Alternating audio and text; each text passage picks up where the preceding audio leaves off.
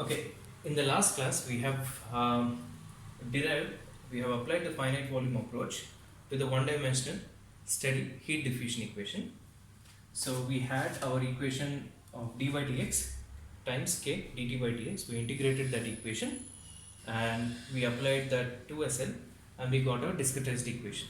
Okay, we are going to do something similar, but we are going to do it for the steady one-dimensional convection diffusion equation. Okay. So our Navier-Stokes equation are in this form where we have both convection phenomena as well as diffusion phenomena. So let's denote our equation with, say, the diffusion is denoted by d by dx, some diffusion coefficient capital gamma over d phi by dx is equal to some convection of this variable phi. So this is our generalized diffusion coefficient.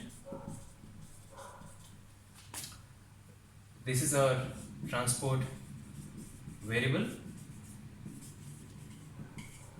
So if you set phi equals to 1, we are going to get the momentum equation here. This is the density of the fluid and this is the x velocity of the fluid. Since we are only interested in studying the one-dimensional aspects, and let's see how this finite volume methods will give us different, how do we get different schemes and how do we select different schemes based on both, when we have both convection as well as diffusion phenomena. Okay, if you're looking at heat diffusion, this capital gamma will be thermal diffusivity K and phi will be T, temperature. Okay, so to do that, first we are going to take a generic cell P which has faces or boundaries to its east, small e, and small w to its west side. We have cell W, capital W, towards its left or west side, and we have cell capital E which is towards the right of this point. Okay, so this is capital P. Okay, fine. So what did we do in the last one for the one-dimensional heat diffusion equation? We integrated this equation over this cell P. So let's do that here as well. So if I integrate this, so let's say this is equation 1, respect to x over cell P. So what are we going to get?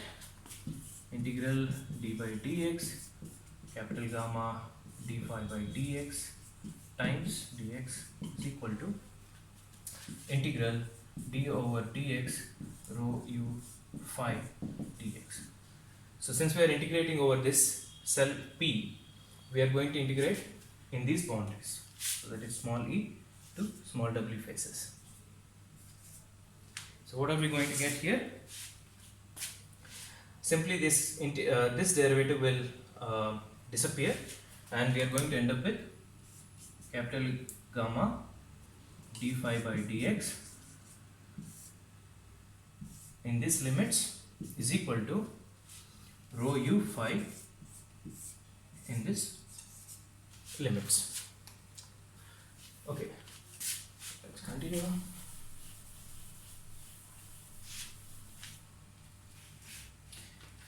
So what are we going to get here when we apply the limits? Capital gamma d phi by dx east minus capital gamma d phi by dx west is equal to rho u phi over the east face minus rho u phi over the west face. So this is our starting point always. This is our generalized discretized equation.